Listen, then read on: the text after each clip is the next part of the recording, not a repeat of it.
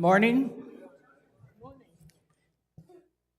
Good morning. This is the workshop meeting of the Governing Board of Sun City West on Friday the 13th.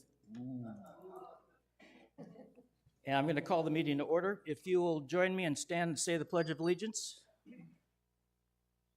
Pledge allegiance to the flag of the United States of America and to the republic for which it stands, one nation, under God, indivisible, with liberty and justice for all. Thank you. All right, we do have a quorum. All 9 directors are here. First order of business is the approval of minutes from September 15th. Do we have any changes or corrections? Well, seeing none, they will stand as written. Moving right into new business. 3.01, Fiscal Policy 01. Christine, do you have something for us? Yes, good morning, Mr. Chairman. Good morning, everybody. I'm speaking on behalf of the Budget and Finance Committee. And Budget and Finance Committee has reviewed policies FI01 and FI02, and we see no need for any changes at this time. Okay, very good. There's no action required on that. So 3.03, credit card fees update. Mr. General Manager. Thank you, Mr. President. We did have a credit card fee update program discussed at the last B&F meeting. It was kind of discussed for a while. A homework assignment was presented to us relative to some software changes that we could make internally relative to e-checking and how can we start nibbling away at some of these excess charges that we're getting. So we're taking the next couple of months to kind of put all that together as we move forward towards our operational budget and how we put all that together. We'll be back with B&F presenting our progress along those lines, and we will be presenting that along the way. So no presentation today. We'll be moving forward with our homework assignment. We'll be getting back with B&F and on recommendation coming forward with the presentation. Okay, thank you. Any questions from the directors on that? No? Okay, we're moving right along. You have the next issue too. When it comes to family passes, kind of the same story. We did a presentation with B&F, talked a little bit about our guest fees, the policies as they exist today, as well as potentially implementing a family guest fee policy. Again, homework assignment was asked about at the B&F committee, looking at comparables. A lot of the associations in and around this area have various ways that they deal with guests and passes. So we are looking at implementing, not implementing, but we're looking at gathering a grid or some information on what other communities are doing relative to how they deal with guest passes, family passes, various ages of individuals coming in to visit and that type of thing. So once we gather that information, we'll be back next month with B&F, and I'm sure the B&F committee will then render an opinion moving that forward for board review, and we'll have a presentation at that time. Okay. Any questions from directors? Okay, moving right along. 3.05, Budgetary Index Working Group Update. Christine, you're on again. Thank you, sir. And again, good morning, everybody. So the Budget and Finance Committee chairperson, Mr. Dick Rhodes, put together a working group of the to study or to look at some of the ideas that came forward at the end of last fiscal year around how to use, or if we should use, any form of indexing to inform the budgetary process. So I've been pleased to be working with 2 other members of the Budget and Finance Committee at Director Rhodes's coordination for that working group. Both Ray Davis and Gary Bosak are doing the brunt of the analysis and discussion. I'm serving as the advisor to that working group and facilitating, coordinating all of our sessions. So the group's been underway now for about 2 weeks or so, 3 weeks perhaps. And all of the meetings of that group are being held, they're being posted online. So all members of Sun City West, all of our fellow owners would be able to follow along and join us if they wish. But no conclusions as yet. So we expect to have, as a working group, those findings or the initial findings and recommendations presented to the Budget and Finance Committee at the end of the month. I believe that date is the 24th. Feel free to join us if you want a preview of that. And based on those recommendations, our chairman, Mr.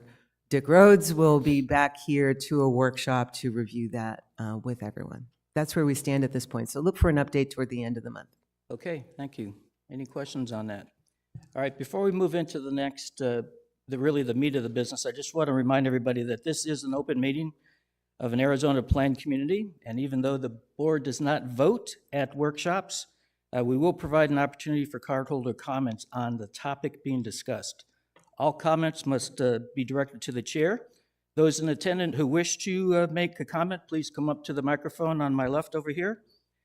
Sign in and give us your name and rec number. You'll have 2 minutes to give us your comments.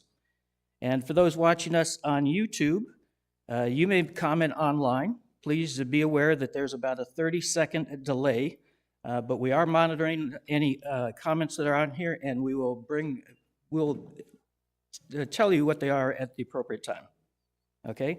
At the end of the meeting, after any final director comments, cardholders will be given another opportunity to make comments. And as our campaign goes, please be kind. All right. Carl? This is a fiscal year 24-25 proposed capital budget October revisions. Thank you, Mr. President. Good morning, Governing Board. I'm happy to say that this has been a very busy week. We've been able to give this presentation at BNF Properties and Charter Clubs, so they have all seen and read the October revisions. This is the proposed capital improvements list for FY 24-25. As I mentioned previously, each month, September and October and November, you'll see any changes made by a column being added. You've had this document on board docs for a little while to review. I'm happy to answer any questions on any particular project line item, but overall today's review is to demonstrate the changes that have happened between September and October, whether some pricing has gone up or gone down. In the new section, the only thing that has changed is the Beardsley Park iron fence had a cost evaluation from vendors and increased by $10,000. Moving on into R&R, right, items directly out of our reserve study tool, both in blue and green. Blue is projects by myself or others, other departments, and green is specifically towards the golf side of capital. You'll see the social hall ceiling renovation. I presented this to all three committees and mentioned that it is in our best interest to postpone this at least a year so that I can do more homework working with architects. I have not been successful in getting anybody to commit to this project in providing the information we need to actually develop the project. So more information to come over the year as I work on this. Moving on to Silvercraft at R.H. Johnson. I've had multiple meetings with the president of Silvercraft, their design committee for room remodeling, and we've had the architect in the room. The architect has been working diligently on making the adjustments to the ideas that the club needs beyond just replacing countertops and cabinets, the flooring project that is listed on here, and the ceiling renovation. So at this time, we feel that $75,000 needed to be increased in the budget and more to come by the end of November. Moving on to the Palm Ridge pool decks, we have an interior and an exterior pool. You'll see the adjustment was in the exterior, or the indoor pool, we had a cost decline of $81,998 and a slight increase of $38,000 on the exterior. Between the two, we are still in the savings column, so overall the pricing for replacing the decks on those two pools has gone down.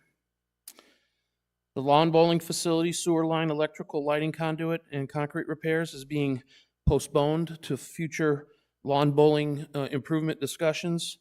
Facilities maintenance sent the camera and equipment down the sewer line, and we found no breakage in the line.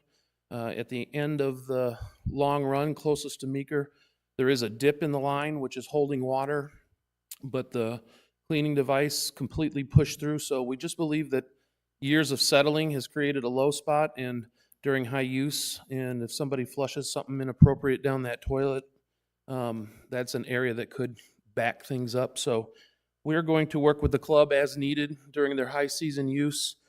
And if the facility goes under any major capital repairs, we'll address it at that point. And that would be the same if I'm not tearing out concrete for the sewer line. There's no point in focusing on the electrical conduit at this time. Moving on, you'll see a very positive change in some of, at least 3 of the 5 roof categories.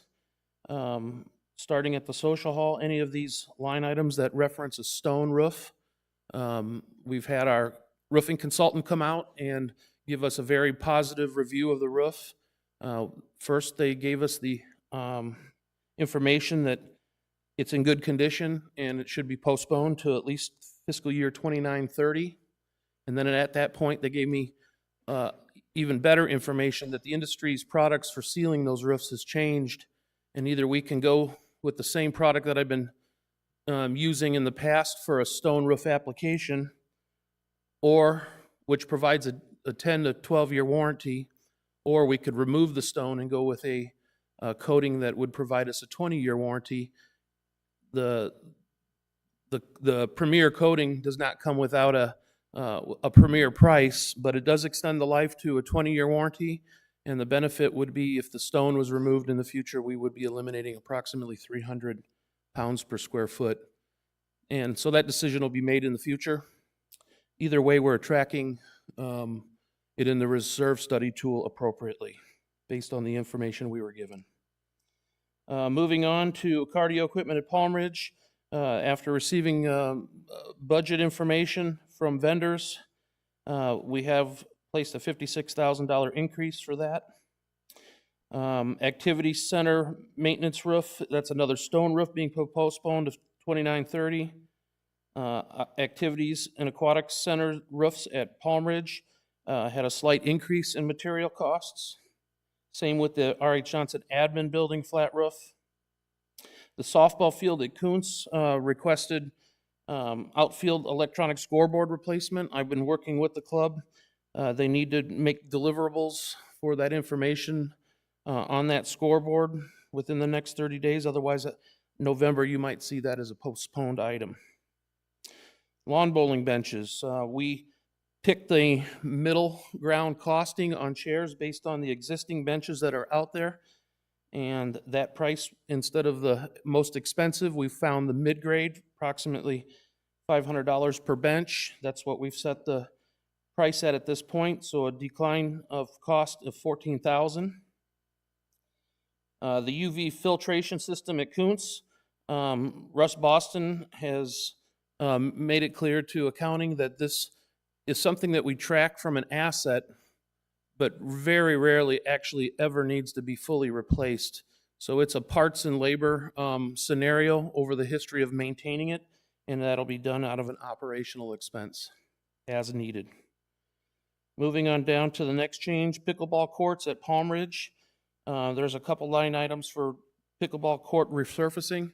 Very positive introduction to a couple new servicing vendors, and one of them has actually performed work for us before, and they weren't readily available due to how busy they were in doing other sports general contracting, but now they're back into the game of doing sports courts resurfacing as part of their offerings, and their pricing was great. So I've reflected that in a savings per what we've been tracking out of the tool over the past history.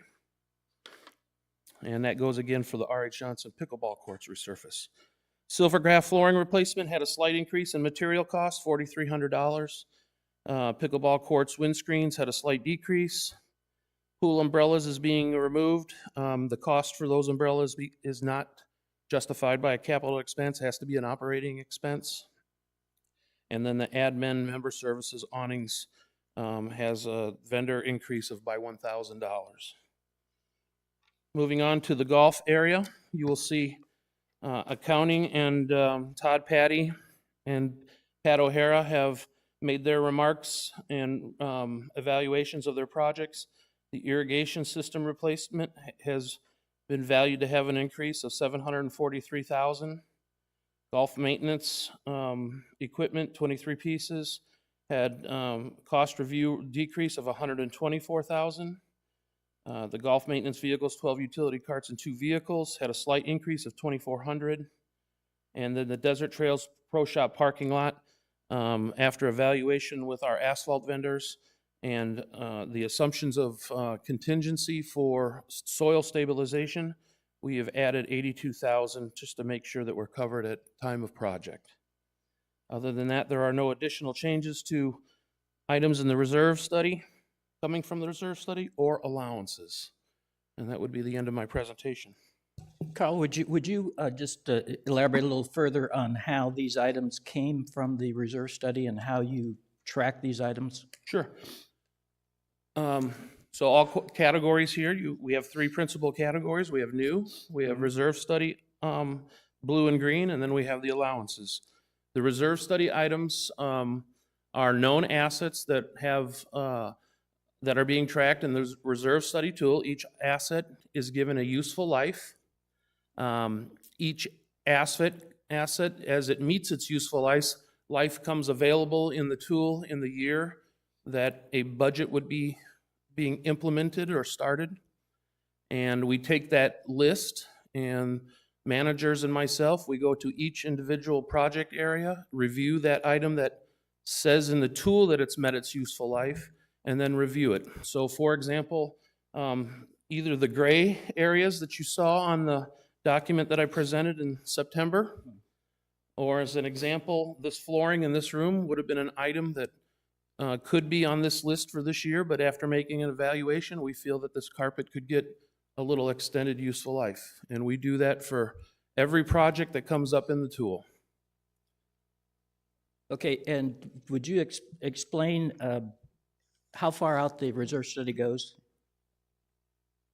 Virtually to infinity, but certainly 30 plus years. I mean, I guess I've never scrolled that far. Well, I guess, I'm sorry. I guess what I wanted to get across is that when the budget is prepared, there's actually a 5-year plan of Yes, items so, included. Again, I could certainly see out 30 years, but in the column of the year that we're projecting for implementation and creating an initial budget, I see the 5 columns next to it that's used for multiple reasons. Not only do I see what's in the future, but it's primarily used so that by policy we have a 5-year plan that is presented to the community, and those are the line items that build the totals for that 5-year plan. Now, the other benefit of seeing that from accounting and my own standpoint is if a useful life is due in 26, and I have a pool project due in 25, and that 26 item is maybe a pool item, maybe we align all the stars by 1 year, making an appropriate decision not to close an area twice. Okay. So that's all very helpful in making this planning, and most of the time, it's pushed out, not brought in. So. Okay, thank you. Any questions from the directors? Director Rhodes? Carl, you always do a very fine job with this, and we do appreciate that. You're always very concise and clear. I do have a question for you. At one of our meetings, we had a woman come up, and I believe that she was the new president of the Lawn Bowling Club, and she voiced concern over the condition of the benches at lawn bowling. I believe her words are, "We're afraid they're going to fall down with somebody in them." My sense is that you have reviewed these and you have looked at the benches, but I'd really like to have some validation of that. So yes, that did come up at the Properties Committee, and I thank the President, Tracy, for bringing that to our attention. We agreed as a committee and me standing from the podium that I would do an evaluation. I did it the next morning. So truth be told, on the scenario at the benches, there's two styles. There's the style that we're interested in purchasing in the future, and the club is interested in maintaining what they have and extending the life of the existing metal dipped in plastic pieces of benches. The initial request from the club was to replace all. The club is under new leadership, and they're making a responsible decision, and voiced it to me the other day when I made that review that, yes, these older benches that are metal, dipped in plastic, can get an extended useful life. So then reviewing, and I literally sat my big old butt in every bench. So I even invited the president to join me. So the benches are in really poor condition. They are all cracked. They are all sun faded, but none of them are unsafe. So there's a couple that are pretty darn close, and I don't have any problem kind of plucking them out of service and discarding them. We had a very honest conversation about it in the field that, no, I cannot justify any emergency purchase for benches. But if the governing board wants to consider that I can reevaluate this list and look at it from a point of view of only half the benches are technically needed to be replaced. If anybody wants to make a purchase in an earlier season or cycle, that would be up to you. But I could say that right now, based on the number that I have here, approximately only 50% of this is needed in replacement, whether we do it now or in this cycle that we're asking. So, Okay. Yeah, Okay. I'm not asking that at all. I understand. I just, Thank you. Have any other director questions? Director Kristen Novello. I answered to almost anything. There was also a lot of discussion at Budget and Finance, and I think at all of our committee meetings, everybody's looking really closely at every one of these. So I wanted to sort of echo some of the thanks to you and your staff for patiently responding, adjusting these numbers, and giving us a lot more clarity this year in transparency, what's changed and when. So thanks for all of that. There was a lot of discussion at Budget and Finance on a few of these items. I just wanted to sort of amplify those as well. These are all items that are under discussion. So the Budget and Finance, for those who attended that meeting with Dick and myself and anyone who's watching, the Budget and Finance folks really do want to go out and see a lot of these in person. And we'll be joining the Properties Committee at some of the future tours so that we can see some of this. And thank you very much to Kay and to her entire committee for welcoming us on that, so we don't use as much, but just wanted to sort of make those statements. So it's not so much questions, but rather those statements. So Okay, thanks. great. Any other questions? Thank you, President Hurley. Carl, so in the interim of approving the budget down the road and getting benches, are there benches in any other locations that we could possibly move around for them?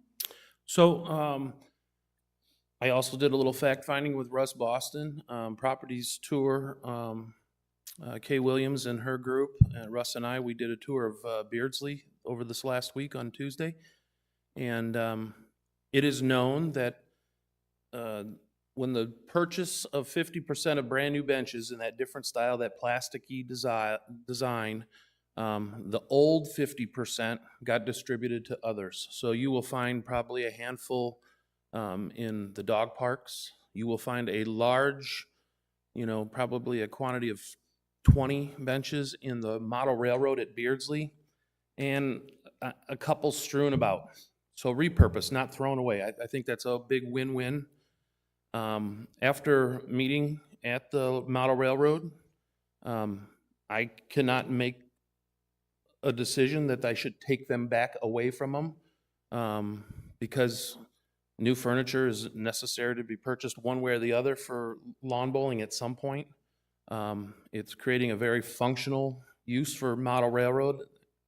They don't need brand new ones. So I'm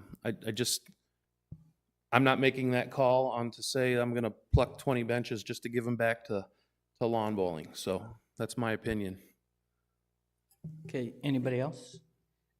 Carl, there is one item, and I know this is not your territory, but at the Budget and Finance meeting, it was explained that the increase in the irrigation system at Echo Mesa was actually due to changing the grass to a more drought tolerant type of grass. I don't know. Pat, do you have anything to add on that? Sorry that I can't answer that question. I know it's not your area.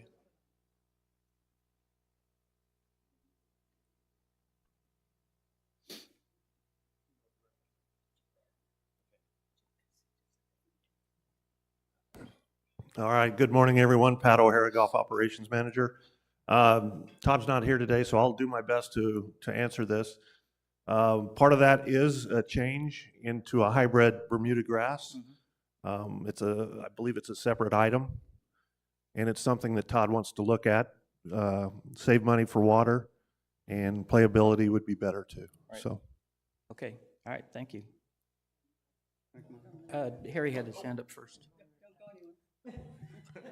Just a little more on what Pat was talking about is Todd's going out because there's supposedly a course in Sun City that has planted the grass, and there's a lot of issues like what happens during the winter, how are divots fixed,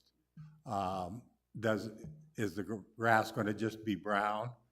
You know, how playable is it going to be? So there's a lot of questions that Todd's going to answer right. before any decision is made on bringing in the new grass. It would save a lot of money, but it's still overseeding of greens and tees would still have to be done every year. So it's just the fairway grass, which would save a lot of ryegrass, but how aesthetic is it going to be? How functional is it going to be?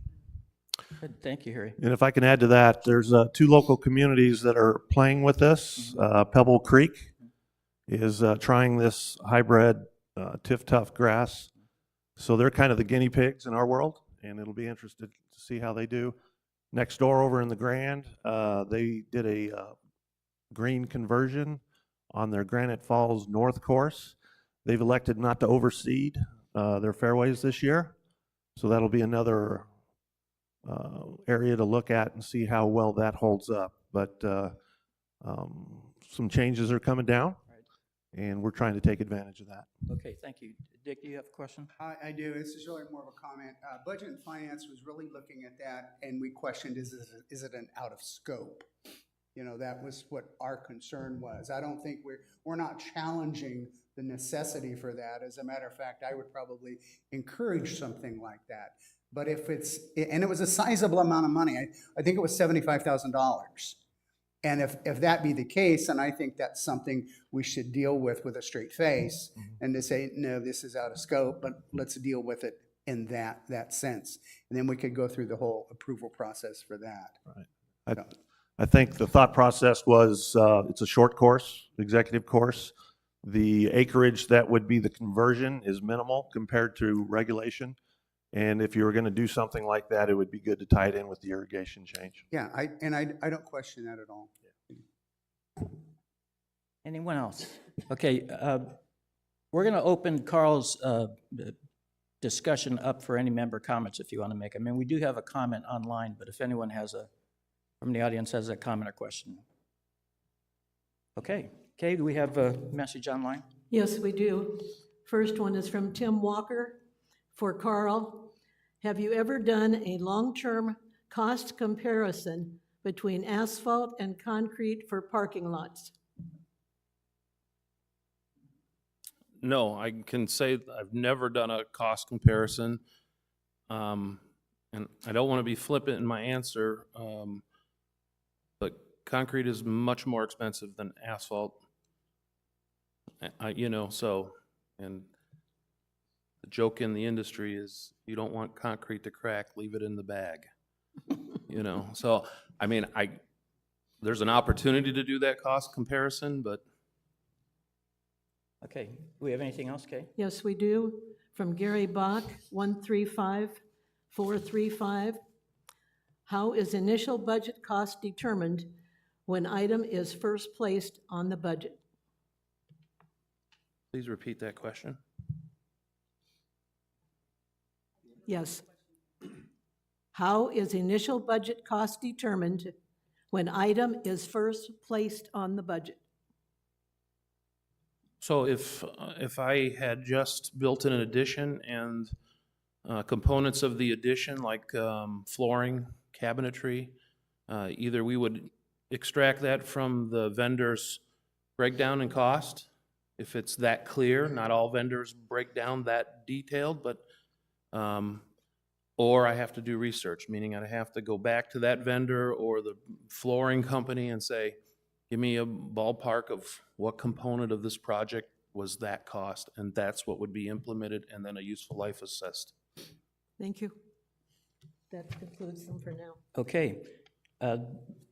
Just an editorial comment, we're going to see this again, and we will see the whole budget several times, and there will be plenty of opportunity for cardholder dialogue and comments on it. And so, another comment? Yeah, and next month I will be presenting this along with 50,000 to the highest level with slides, so that there's a Right. little bit more determination of information. Right, so we will review everything over $50,000, and the board will individually vote on everything over $100,000.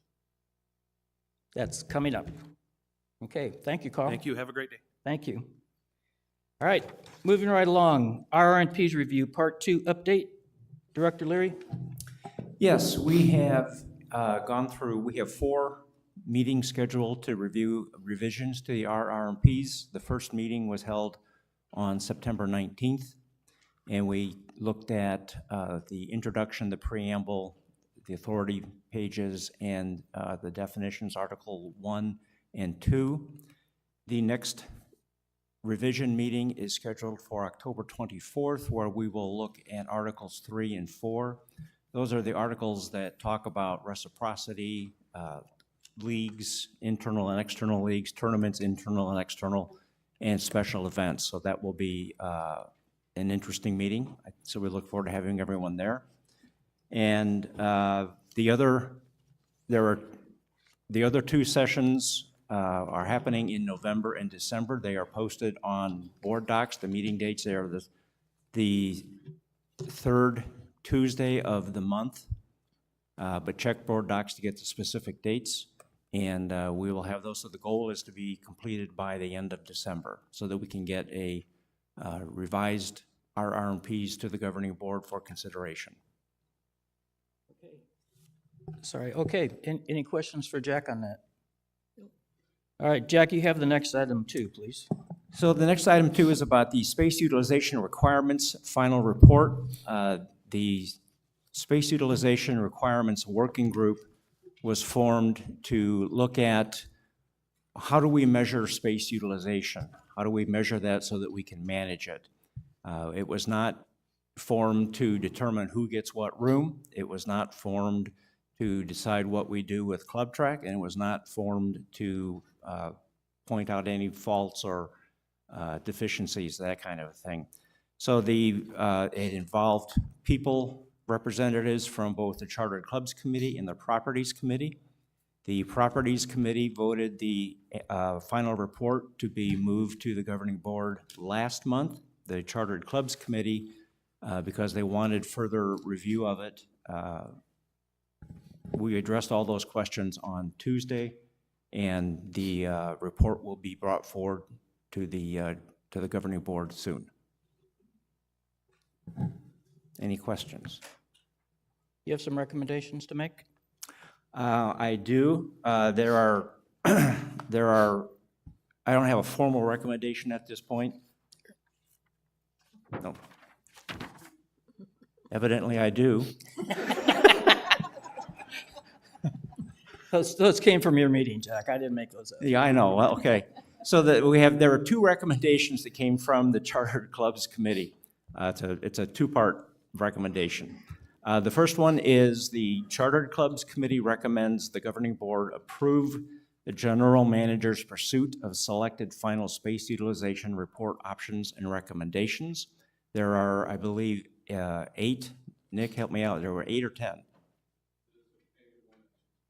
Okay, there's 8 that are specific, then there are 6 additional ones that are not tied to specific options. So there's a number of options to be looked at. And then the second part of the recommendation is the Chartered Clubs Committee further recommends the governing board approve that the general manager contract an organization with substantial expertise in complex space utilization systems to implement the selected final space utilization report options and recommendations. So this is one of the things that came out of this exercise with this working group is that space utilization in our environment is an especially complex system with a lot of variables happening at the same time. So it's the committee felt it was important to have an expert in this area guide us as we go through this. So those are the recommendations. Okay, do we have any questions or comments on the recommendations? I do have one comment. Okay, go ahead. Gary Bach, 135435. When making the RR&P updates, were clubs represented and by whom? Great question. The answer is yes. Clubs were represented. The revisions that we're seeing now and going through came out of the results and the final reports of 2 other working groups, the Club Track Reporting Working Group and the Tournaments, Leagues, and Special Events Working Group. The clubs were invited. Not all clubs participated. They chose not to participate, but those that did participate, that input was put into the revised RR&Ps. Okay. If there aren't any other questions or comments, I'm going to ask for consensus to move this to the regular meeting of the governing board so that we may vote on it. Yes. Okay, Dick seconded. Christine, we'll start with you. Do we have consensus on it? Yes. Does anyone object? We're bringing forward the items. The recommendations, yes. Okay, Lisa? Okay, so first off, I'd like to get clarification on exactly what the cost is for us on Club Track as we move forward, because there's been multiple amounts thrown about, and I know moving forward, Jack, one of the things is, if I'm not mistaken, after attending multiple meetings, that several of these recommendations, or if not all of them, are going to have a cost associated with them, that I'm assuming that this, whatever company we look at going with, they're going to have a charge with them. So as for the cost today of Club Track, I would defer to Katie to answer that question. But regarding the options that the Space Utilization Requirements Group came up with, they did not come up with specific costs, but what they did is they put the options in order of increasing complexity, which of course has increasing cost that comes with that, but we do not have any specific numbers. That was not part of what our charter was to do.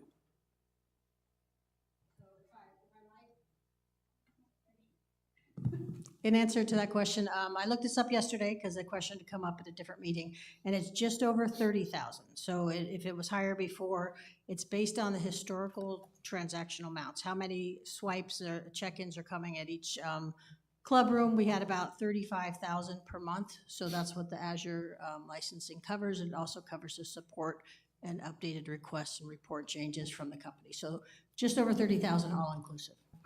So Katie, so if I can ask, because I was given a different number, higher, 36,000. So the 30,000 a month is a flat fee, and the scans are on top of that 30,000? No, so they took the previous year's historical swipes, and it was about 35,000 per month of people swiping in, swiping out, checking status. Based on that, they buy the services from Azure and pay for that hosting. Includes hosting, it includes all those swipes, it includes the support, includes the report modifications. It's just over 30,000 a year. There's no additional costs on top of that. Okay, great, thank you. It's good to have good numbers. Thank you. All right, just so I heard that clearly, you took 30,000 swipes per month, right? And that's included in the yearly fee that we pay, which is roughly $30,000 annual. So the company pays for hosting with Azure services. They have to predict how many touches to the server are going to happen based on Azure's pricing scheme. They use last year's numbers, which are about 35,000 swipes per month. That's the cost that they gave to us. Whether there's more than that or less, it's not going to go up because they're prepaying, they're pre-charging us for what they know has historically happened. And we've got some good data on that, so it's not going to go up. And this that current fee year. is per year? Per year. Per year, okay, thank you. And to put that in perspective, we pay about $20,000 for the support with the TEI folks. We pay, I think, $20,000 or $30,000 for your board docs. So cloud services are very expensive. But the nice thing is you don't have those servers in-house. You don't have to maintain them and pay for them in-house. So it's quite in line with the. Okay, thank you. Harry. Katie, I think we might have Katie? another question. Oh, sorry. Well, could you give us an idea of what the total cost is per year? Of what? For the whole, you just said 20,000 to 30,000, the services So Club Track is just over 30,000. per year. And that's our total cost. Yeah. That relates to this system. Club Track. Yeah. Yeah. Yes, about 30,000 for Club Track. For support for TEI, about 20,000. Support for board docs. But we're not talking about. Yeah, but see, I think That, it's confusing. Club Track is just over 30,000. Okay, all right, thank you. Do we have anyone in the audience that might have a question about this? Oh, I'm sorry. Director Novello. Thank you, Director Hurley, President Hurley. Just so that I understand what we will be voting on once we move this, we have 7 recommendations. Will we need to review them in whole and approve them in whole, or can we approve them in part if we choose? Jack, you want to answer that? Yeah, I will answer that. What we're asking for is the recommending that you move the document to the general manager, who will then go through the options and decide which ones that should be pursued. And there may be, since there are so many options, which are as basic as the working group could get it, there may be yet, you may combine 1 or 2. You may come up with net new ones as well. So this would enable, I'm sorry to interrupt you, this would enable all of us to understand the costs, which we were wondering as well. By taking this to the next step, operations will be able to look at these options and come back and let us know Right. truer complexities. Is that, am I hearing that correct? Basically, the work group cannot ask the general manager to do course. anything. Yes. So it came from his committee, it's coming to the board, so the board is asking the general manager to look into this. I just wanted to be sure and make sure that we were all clear in terms of members asking. So this goes back to roughly 5 years ago when the board at that time said, we need to be able to understand what our space utilization is in order to manage it. And what we've learned with Club Track is it's a much more complex problem Understood. than we originally thought. So what the working space utilization requirements working group did was to come up and decide, what are the business Right, issues, and then turn that into how do we address that. Thank you very much, Director Leary. That's what, I just wanted to be sure that I was prepared in a few weeks to vote on what we were voting on. It's really just review of the concept and move to the next step or not. Thank you very much for the clarification. Yes, ma'am. Hi, good morning. 129848, Sue Ambler. I am just curious how we have Club Track and then we have staff that come in to the club rooms. And I thought maybe Bill might be able to tell what, because they must intersect at some point. Or are they different when they come in and count each person each hour?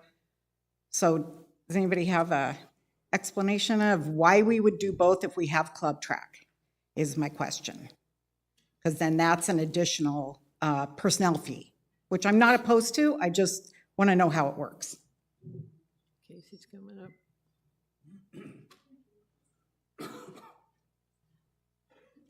Good morning. Good morning. Director Sue.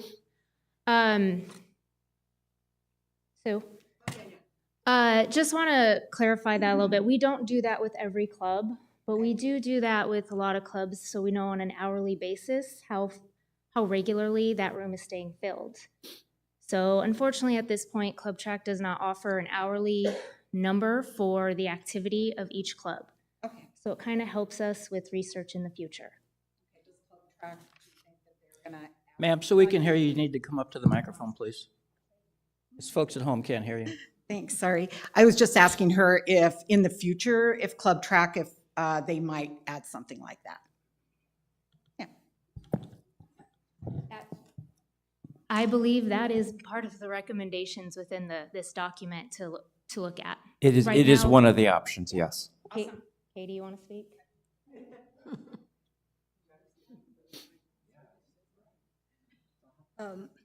Yeah, so we can run reports on how many people check in using Club Track on an hourly basis, on a daily basis, whatever. So that's reporting.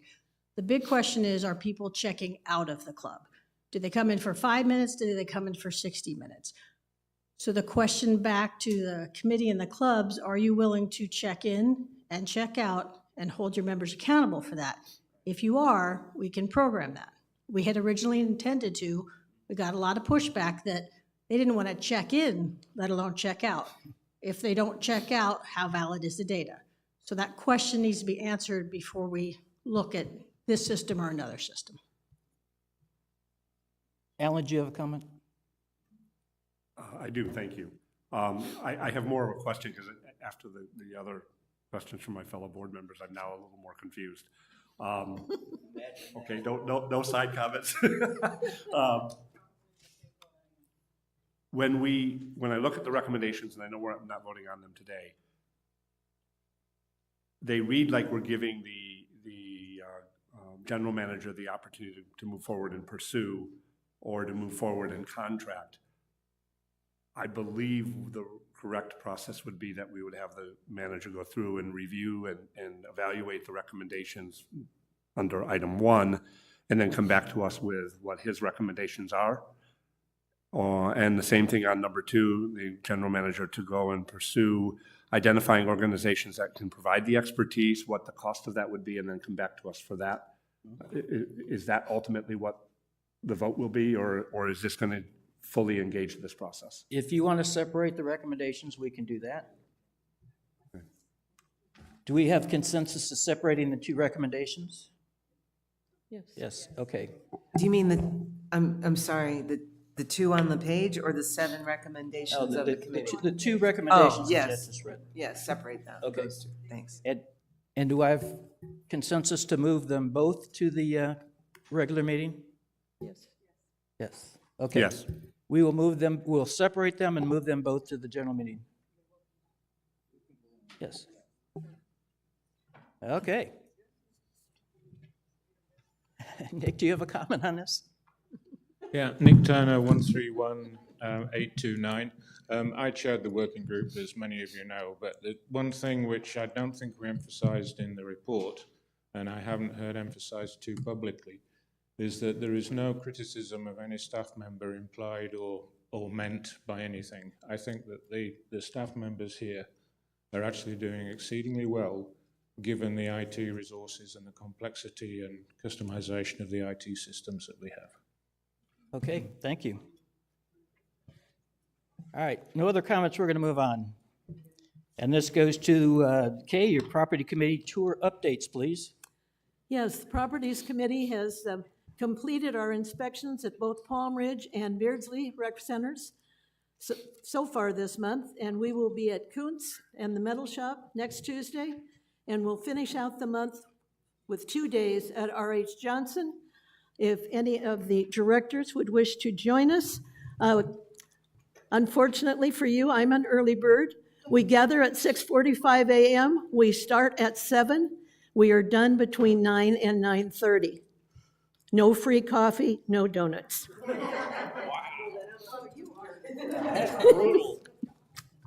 And she does mean 6:45. Okay, I think that's enough comment on that. All right, Kay, you have the next agenda item 2, properties, policy reviews 1 through 5.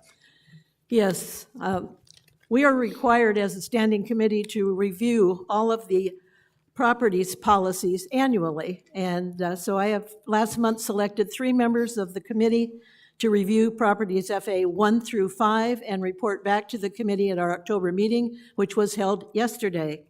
The capital project planning process, after discussion of FA 01, it was returned to the group for slight language modification, and this will be brought back to properties next month at our November meeting. FA 02, donations and memorialization, naming and advertising guidelines. The guidelines link will be reviewed by the entire committee and will be discussed at the November meeting. FA 03, indemnification of the association. FA 04, safety awareness, and FA 05, smoke-free environment. No changes are going to be recommended. The remaining policies, FA 6, 7, 9, and 10, has another group that will be making their presentation to us at the November meeting. Our goal is to have it all completed with the recommendation by the 1st of December. Kay, you left out the most important part. What's that? Your committee wanted the font larger. Oh. That was an operational. Okay, any comments or questions on what Kay just did? Okay, all right, Kay, moving right along. We postpone this until this meeting here, and it's the guest policy. Yes, FA 8. The property's September meeting, we reviewed the proposed language for this policy.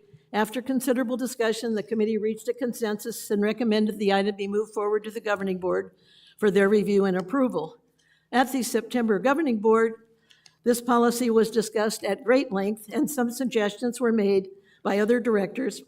President Hurley returned FA 8 back to the Properties Committee for additional review. That review was conducted on the October 12th meeting. The items shown in pink are the only changes from what we brought to you in September. And so we are now, as of yesterday, the governing board the Properties Committee is recommending to the governing board that you review and approve these revisions to FA 8. Questions, comments on FA 08?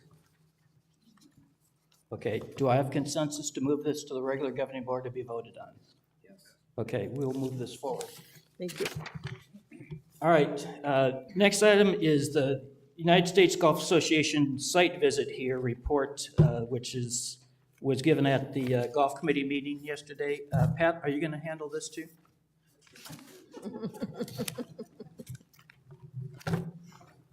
Then I think Carrie has a comment after that right here.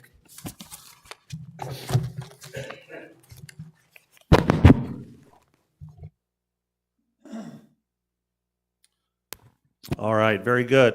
Golf committee yesterday, Todd presented, actually he did last month, but gave the committee a chance to review the report. This is put out by the USGA green section. It's been 4 years since Todd had the USGA out, and it's always good to see him come out and give us an overview. A couple of highlights for it is they reviewed the Grandview project, reduction of 45 acres of turf, somewhere between 40 and 45. Todd could answer that. They've also looked at a couple other courses, Echo Mesa being the other one, and Stardust, I believe. A couple overviews. They mentioned the Bermuda grass transition at Echo Mesa. They talked about the challenging labor market. Currently, we have an average of 11 employees at each golf course. They find that on the low end through their research. And then they also mentioned the positive rules put in place about having 2 carts maximum in each group. They're finding that there's a lot of wear and tear with the carts, with multiple courses doing 4 carts in a group. So that was a positive confirmation for us. Otherwise, it's a very solid, very positive report. And this is available, I believe, online. It is, it's attached to today's agenda. And I would suggest, if anybody has any interest, to read it, because it's very thorough. And it's very complimentary of It is. our courses in general. Okay, Harry, do you have a comment about, this is about the report? No. But Harry, we're gonna table that for now. We reviewed the golf policies yesterday at our meeting, went through each policy, and each policy had a unanimous consent of no changes. And so that will be the end of us looking at the policies for this year. Okay. Questions, comments? Okay, the next item is chat with the board events. Oh, I'm sorry. Come on up. Bill Weaver, 124087. I just have a couple comments regarding the USGA report itself. One of them is actually outside the report. I'm wondering if they have given any recommendation for the length of the rough on a golf course. Our current practice is to cut the rough at the same length as the fairways, which is causing dead spots and other things during the winter. It might be easier on the maintenance crews, but there's no golf course I've ever played on before where the rough is cut to the same length as the fairway. It also causes a problem when a ball is hit into the fairway and rolls into the rough. It rolls right through the rough because it's often flat and slick. It can roll into the water, it can roll into the deserts or whatever. I would like to see the rough cut at least to an inch and a half, and so that it holds the ball sometimes and actually gives you something to shoot through. I know sometimes Bermuda grass is hard to play. That's just part of the game, and also you might have to look for a ball occasionally. I've been playing golf for over 65 years, and I'm used to looking for golf balls. So that's nothing new. The other thing that was mentioned in the report had talked about the sand traps and said to reduce or minimize the keeping of sand traps. I think if our sand traps were kept less than they are today, they should be just waste areas, because the sand traps are not very well maintained and they aren't maintained all the time. And the worst traps are in any practice area. The practice areas at the different courses where they have sand traps, those are almost never raked. If you want to practice from those traps, you have to go in and rake them yourself and then practice from them. And the sand is often quite hard. Okay. I will pass those along to Todd Patty. You want to comment? Yes, that was discussed at our meeting yesterday, and Todd said some of these, when we're going in and doing the new courses, laying out the irrigation systems, like the next one is Stardust, that they will be reviewing the sand traps and deciding whether to make some of them grass bunkers or not, because we've been, needless to say, short of employees, so the bunkers, the fairway bunkers, are the last ones addressed, and that they were going to be reviewing that each course that they go through. Pardon? No.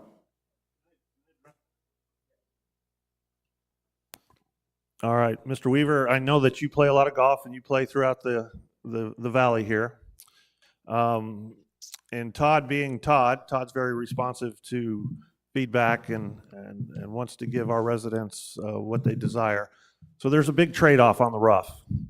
You start growing the rough out, and it has grown out here recently because the Bermuda is going through its growth cycle. So there are some spots, and I'm using Pebblebrook as an example, but there's a trade-off. You mentioned lost balls. I'm all for that because I sell golf balls, but there's a diminishing return on that. So I appreciate you trying to increase our sales, but the downside is lost balls. People can't find them. Pace of play. There's other trade-offs here. So ball won't go as far off the tee. The course becomes longer.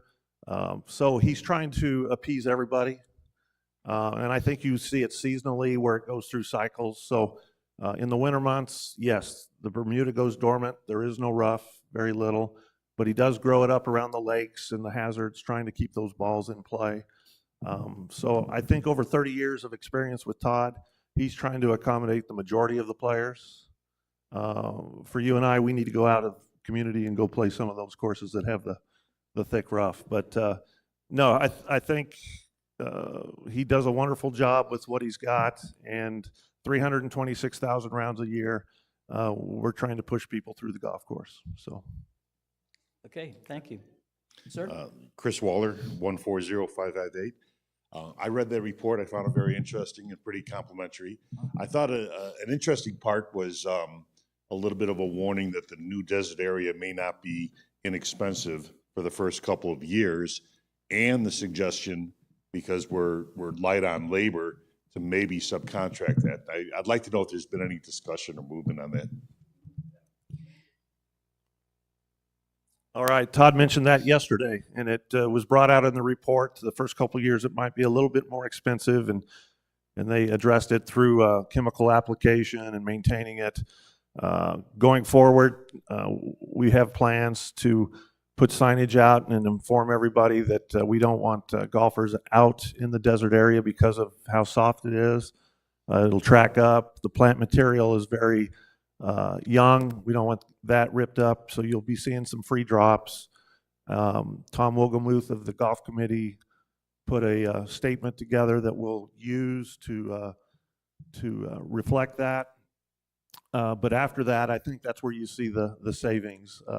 This desert area will eventually turn into what Trail Ridge, Deer Valley, Desert Trails is. It's a quarter minus, very soft. It'll get compacted, and then it'll be a lot more user-friendly and cheaper to maintain. How about the idea of subcontracting that work? Right, so that was brought out too. He's in the early stages of trying to get bids, because there's other courses in our around our community that do the same thing. They sub it out. So he'll look at it and see if there's any cost savings there. By reducing turf, you've expanded your desert area, so there's a trade-off there too. So he's looking at it. I just have a question. Name and My name rec is number, David please. Bennett. Rec number is 137887. Thank you. Has there been any consideration in these desert areas to just use boulders and gravel or whatever and not use any water at all instead of these thousands of plants? I know it's a big savings over the turf, but it's still water utilization going forward. That's another source of water. Thank you. And I might need some help with this, Bill, but I think, Bill Schwinn, I think part of the grant money that we received and part of this desert trade out, there is a certain requirement of plant material in the desert, if I'm not mistaken. Yeah, Pat, that's correct. That's part of the game plan when it comes to water conservation, and aesthetics on golf courses is another big component. The desert plant material that Todd has selected with our consultant going into these things, these are desert plants. So 1 or 2 years of stabilization with a water source. After that, water gets cut off, these plants can survive. And similar to what we have around some of our older established desert areas on golf courses, be it Deer Valley, Trail Ridge, and those, you can see those are not irrigated and they're doing quite well. So it's just a kind of a matter of time. but the money saved and the water saved on removing the 40 acres on this particular course is huge. And so we calculate our water annually. We have to do an annual water report, and we are saving huge, huge amounts of water currently. Okay, thanks. Mr. Weaver, before we take your comments, we've got a couple comments from online. Frank Bagnato, 117679. Both Sun City Grand and Sun City allow golfers to ride alone in their carts and not double up. What is it that they know that we don't? And his second comment was, Sun City doesn't necessarily have a great condition as well as we do, but Grand is far superior. All right, Mr. Bagnato is correct. Actually, Briarwood Country Club allows 4 carts in a group. So there are communities around here that do allow that, but they're also spending quite a bit of dollars on repair. And I'll correct him on the Grand. They do, over at Grand, they do allow 4 carts in a group, but 2 of them have to stay on the cart path at all times. So if you want to spend your time and energy policing that all day, that's a tough one. I think there's better ways to do it. And Sun City at times struggles with their conditions. And a big part of that is because of the carts. Sun City actually allows 5 carts out there on a golf course. There you And go. if you want to compare courses, please do. Okay, Mr. Weaver, you have something else? This is just a suggestion, and this comes from 2 of the senior groups that I've played with outside of Sun City West. They have gone to treating all desert areas as penalty areas. So you can take a free drop or not a free, but a drop for 1 stroke, or you can play it out of the desert. That might keep some people out of the desert and might also improve pace of play. Okay, thank you. Anything else? We're going to move right along. Chat with the board. Thank you, President Hurley. So many of you may have noticed that here lately, there's been a lot of advertising. Thank you to Katie O'Grady for that. We have an event, Chat with the Board, coming up starting, I believe, November 8th is our first event. And that's in Music on the Green. And you'll be able to chat with 2 of your governing board directors prior to each of these 4 events. And it's been in the Rec Center News, we've been putting it out. It's just a chance for you to meet your directors one-on-one, and they'll be there about approximately an hour and a half prior to the start of each event.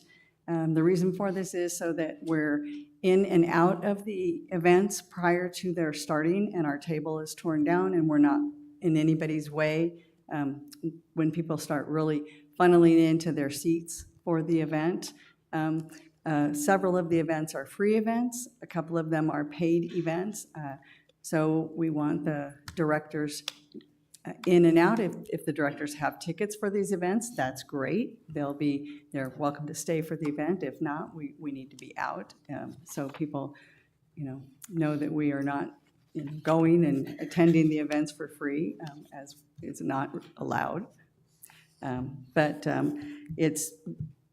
we want people to encourage people to run for the board. We also want people to come talk to us and let us know what your thoughts are. Did I miss anything? No, I think you did. Very good. Great, thank you. All right, that concludes our agenda. We're going to move into governing board comments. I'm going to start down with Director Rhodes. You have any comments? I do.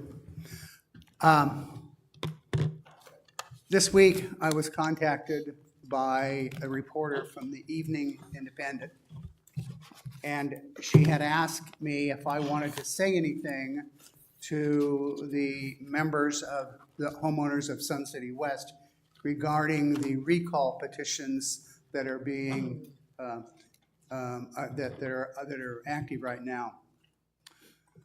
I did.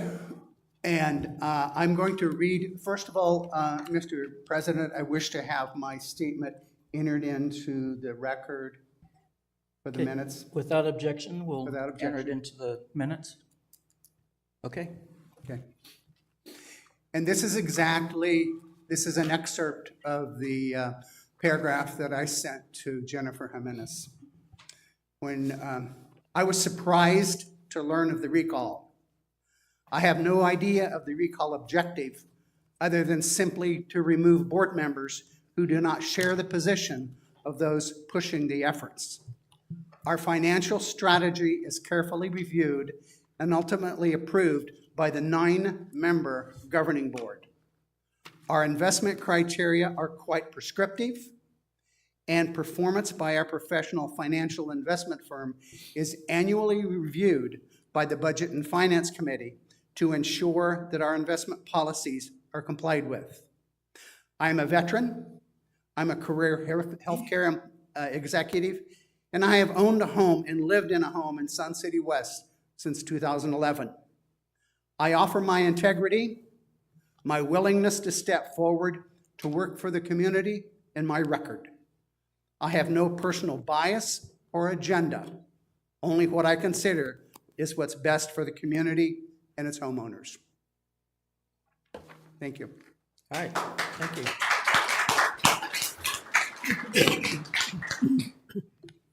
Terry, do you have any comments? No. All right. Alan, do you have comments? I have just one tidbit. Yesterday, I had the pleasure of speaking to the Torch Academy class, not as a governing board member, but in my duties with the Del Webb Sun Cities Museum. We do a presentation for Torch, and it was great fun. The Del Webb Sun Cities Museum completely supports the Torch Academy, and for the last several academies, we have opened the museum on a closed day for the use of the academy to come through and tour the museum and learn more about the history of these wonderful communities, our sister community Sun City, as well as Sun City West, and even our sister community Sun City Grand by its former name. And that will occur on Saturday, the 28th, I believe is the date. We have a 10:30, 11:30 tour, and as we always do, I would like to extend that opportunity to all of you on the governing board to join us. If you would, though, let me know what time so I can make sure that we do not violate any meeting requirement laws if you do want to attend, but you are all welcome to attend that as well. And that is all I have. Thank you very much. Okay, thank you. Kay, do you have any comments? No further comments. And do we have any other comments from the online? Okay. Jack, do you have comments? I do. Like Dick, I wanted to read a statement about the recall that's been levied against me. The accusations levied against me indicate that the accusers do not understand Sun City West's chartered club system.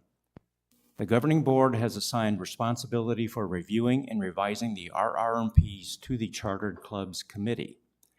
The Chartered Clubs Committee members revised the RR&Ps based on the findings of the club track reporting and tournament leagues and special events working groups' final reports from late 2022 and early 2023, respectively. Chartered clubs were invited to participate with those working groups, although not all did. The governing board approved those final reports. Chartered clubs are a valuable part of life in Sun City West. There are no efforts to kill clubs, nor is anyone anti-club. Those who have initiated the recall seek to open our facilities to the public, as they seem to have forgotten the 2011 Governing Board declaration. Quote, "The recreation center's facilities have been paid for jointly by all the members of the association. Correspondingly, the use of these facilities is limited to its dues-paying members and their occasionally invited guests." As a side note, chartered clubs are expected to uphold that policy. End quote. The recall leaders object to this principle as their years of non-compliance are finally being brought to light. As a governing board director and Chartered Clubs Committee chairperson, I am focused on ensuring that chartered clubs are welcoming, open, and fun. The chartered club system has historically faced inequity between clubs, perceived favoritism, lax or no rules enforcement, and other harmful issues. This is what the recall leaders call saving our clubs. Let's make our chartered clubs the wholesome and enjoyable recreational activities they were meant to be. This is my pledge, and I would like to have these entered into the meeting minutes as well. Without objections, they'll be entered into the meeting. Okay, Karen? Lisa, do you have a comment? No. Harry? Yes, October 20th, 10 a.m., the board is invited for our tour of Grandview Golf Course. We did Stardust a couple weeks ago, or 3 weeks ago now. As it's coming out, the committee and the board, Todd will take us on a tour and show how they come out, what they do, and it's at 10 a.m., October 20th. Meet at Grandview, bring your golf carts. Okay. Thank you, Harry. Director Novello, do you have any comments? No, I do not. Thank Okay. you. All right, we're going to open the floor to member comments. I wonder what he wants. I threw him out yesterday.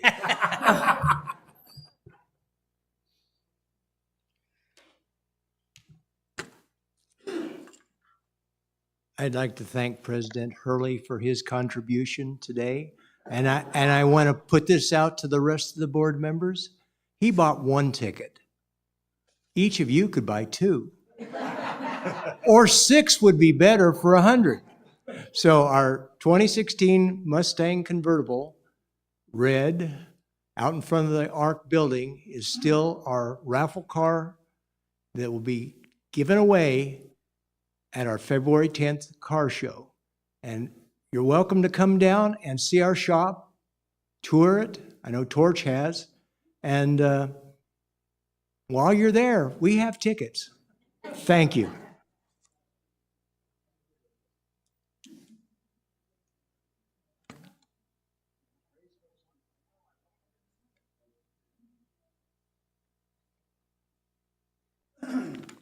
Good morning, Lynn Kellis, 129120.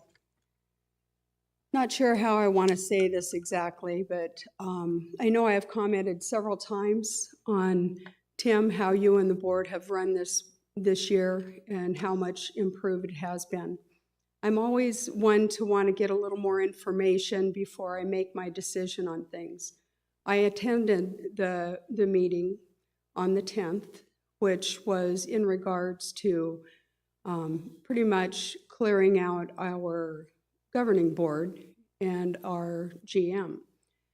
What I found at the meeting were a lot of accusations, and there was no clarity on why they wanted anybody removed.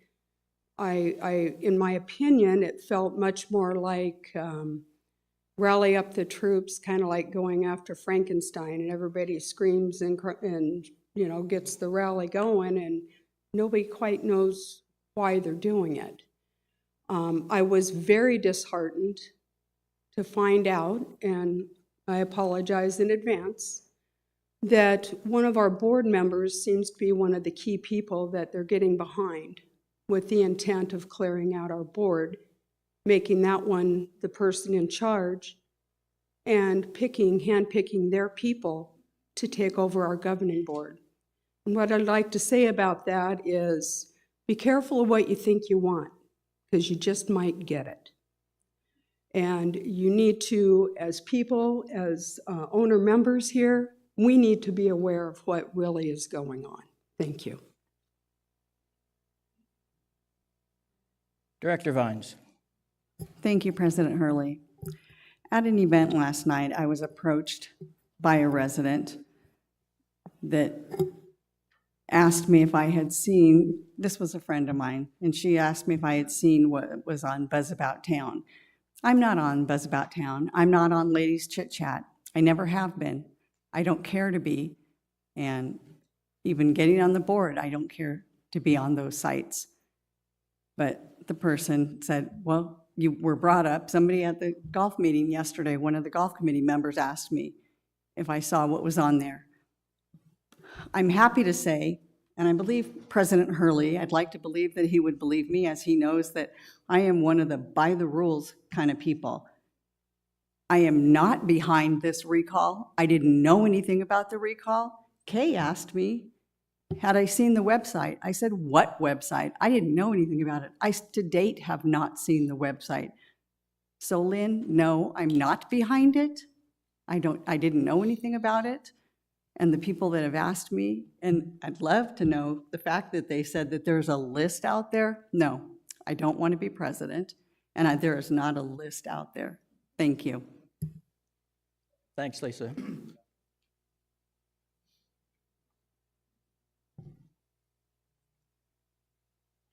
Bill Weaver, 124087. This is just taking a little bit step backwards to the space utilization. I've been out of town for quite a while, but I tried to read through that, and there were a couple things that I found interesting in there. There was kind of a thread in there of mistrust of the clubs and how they track their space utilization, which I found a little disturbing, that we're not trusting people. And then there was another point in there about the reliability of the system itself. And web-based systems and some of the stuff that has come up in the last maybe, must be 10 years now. There's a lot of problems that are inherent in web-based systems. And so that's another ingredient that I saw in there that kind of bothered me. And then there was one of the recommendations suggested we would develop our own. Having been a software developer and been involved in major software developments, that I would not wish on anyone. So hopefully, and the other thing that I would say is, make sure that what we create won't be any worse than what we have today, so that when you do write the criteria and everything for this is how it needs to work and what the standards are, that they will be adhered to in the new system. Okay, thank you.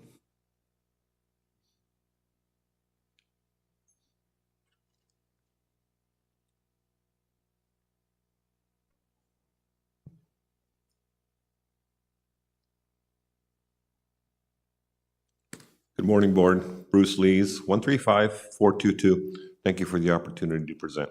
Sure. There was, Ms. Williams mentioned that there was going to be an inspection tour at Coons next week. I was hope to advocate that the tour include the softball field and the fence, because there is a capital improvement item of substantial investment, and would like to have as many eyes on it as possible to make a determination if and when it's warranted, to if there's a possibility of finding an alternative method to accomplish that problem, because $750,000 is a considerable amount of money. I'm talking extravagant amount of money, and there may be a better option, and we may affect the cost savings. Thank you very much. Okay, thank you. Comment on that? Go ahead, Kay. Yes, sir. I want you to know we will be doing a full inspection of all of the amenities there, and most certainly the ballpark. Just for your information, it was on last year's budget, and when we reviewed it last year, we said absolutely not. It could be delayed at least a year. Our concern is safety. I am hearing from a lot of people a great concern about that price tag that's been estimated on it at this time. So we will certainly look it over and be coming forward with a recommendation, as we do with any of the capital projects that affect the Properties Committee. But thank you for your information and interest. Are owner members allowed to attend those? Not usually. It's just the committee. No, but you're certainly welcome to attend our meetings. Gary Bosak, 102-585. I've been away for 5 months trying to avoid the heat and enjoying myself in Shoalo, so I apologize for not having the pulse of the community as I usually do. But I got back Sunday, went to a meeting Monday morning, and the first thing I heard was, got another recall going on. I used about 18 different expletives because I couldn't understand why that would possibly happen again. Then when I got into it and found out what it was all about, it really made me even more mad. The three of you have done absolutely nothing to justify this recall. You've volunteered your services. You're excellent at what you do. You've brought sanity back to the board. We're so lucky to have you back as president, Tim. You've brought everything to bear that needed to be bear. Your process, your procedure, your bylaw knowledge, your RR&Ps, second to none. The three of you are pawns in a chess game. Why the three of you? Harry, Lisa, Terry, gone at the end of the year. Kay, Christine, Alan, in your 3 months and 2 weeks into the job. So what's left? The three of you. And the real goal, as we all know, is they want to get rid of the general manager. And they need 6 votes to do that. So their strategy is to get rid of those 3, replace them with people of their ilk. And then the 3 that are going to get elected, that gives them the 6. This general manager, we are so fortunate to have had him for the period of time that this 4th year. What they're criticizing is to play golf with the manager. I know Tim Hurley. There's nobody more principled than Tim. When he and Bill finish playing golf, Bill has a to-do list of about 18 things on it. I know it because that's the way things happen. Business gets done on the golf course, and that's not a bad thing. But there's no compromising. Mr. President, may I have more time just to finish this? Yes, go ahead. Thank you. He's also being criticized for increasing the dues. General manager doesn't increase the dues. The board increases the dues. It's their approval, not the general manager. General manager comes up with a plan and a budget. They present it to the Budget and Finance Committee. We hack at it 3 or 4 or 5 times. Finally goes back, gets approved by the governing board. Just for information, in the term of this general manager, 4 years he's been here, the dues have gone up an average of 3% a year. 3%. Take last year as an example. Even sales, expenses were up 10.5%. How do we wind up making $1 million that we can put into the reserve fund? Because Bill and his people do a fabulous job of running this community. In the face of 17% inflation aggregated over the last 3 years, they have managed to hold our own, keep services at the level that we want, and keep the facilities looking fantastic. There is no reason in the world for this general manager, whose job, by the way, is incredibly difficult, gets bombarded from both sides every single day. No one has tolerated that as well as Bill. He's always available.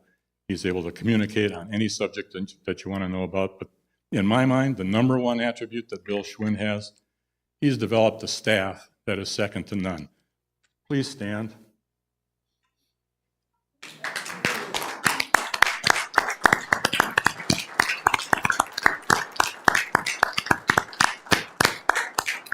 Look at those people. They're the heart and soul of this community. They're great at what they do. They deserve everything that comes their way, but the most important thing they deserve is strong, consistent leadership, and that is Bill Schwinn. Thank you. Thank you, Gary.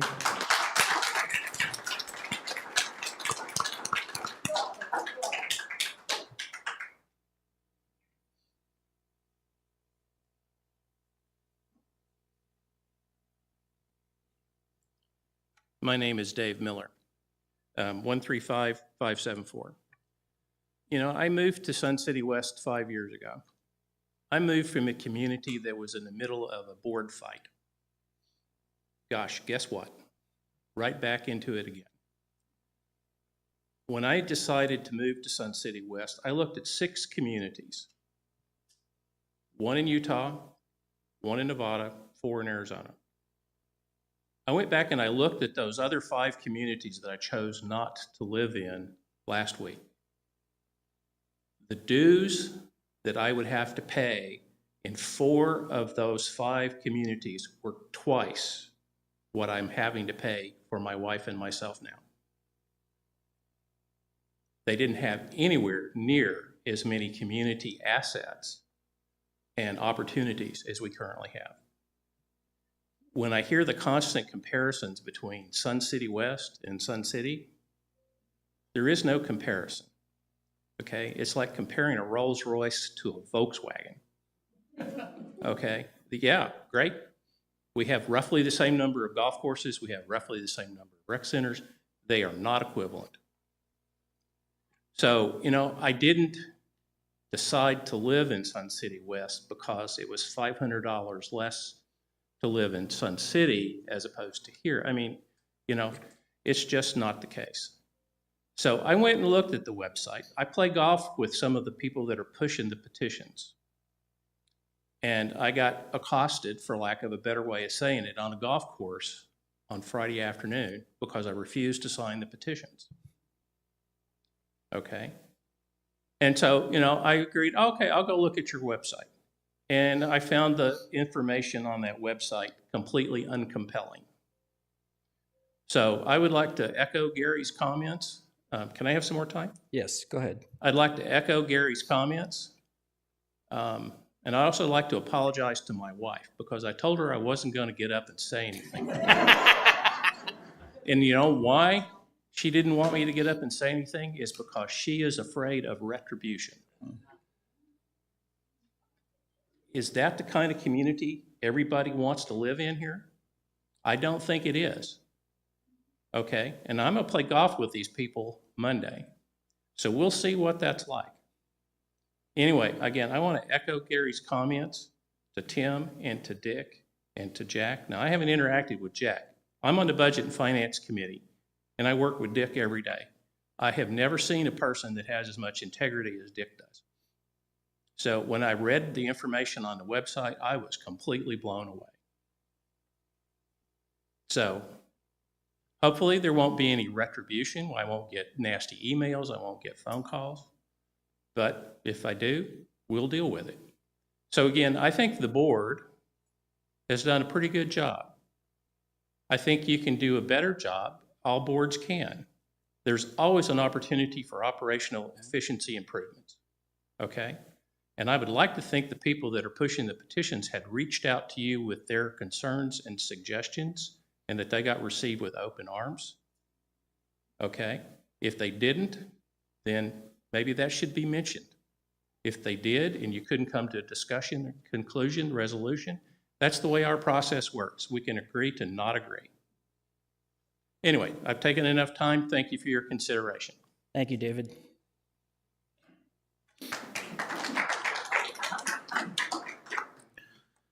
Hi, Nick Turner, 131829, speaking personally again.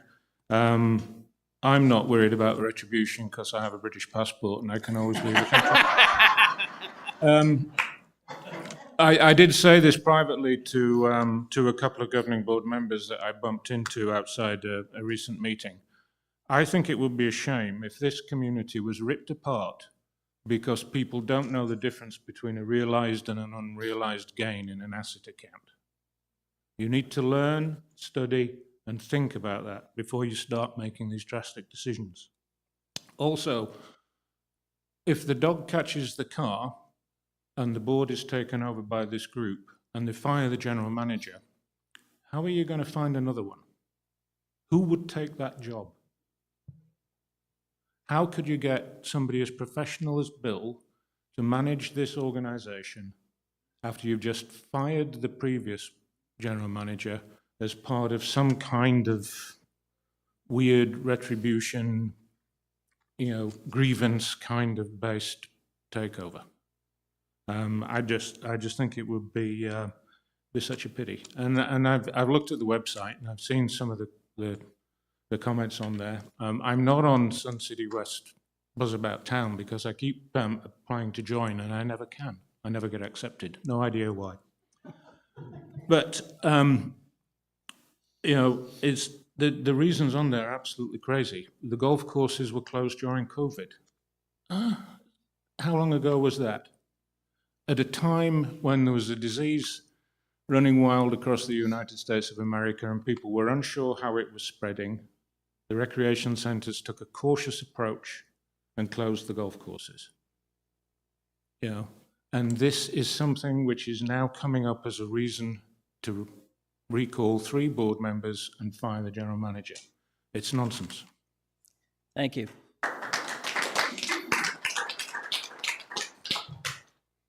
I got going so hard, I left some thoughts out that I had, and some of you brought them up. Sun City has 43% more residents than we do. That's how they keep some of their dollars floating the way they do. 43% more. It's almost 50% again. I mean, that's crazy. But again, Sun City is Sun City. That's okay. Nothing wrong with them. What I didn't mention about Bill is less than a year after he's in the job, he takes on the COVID initiative. And yes, he did close the golf courses. How long? 19 days. And that took it.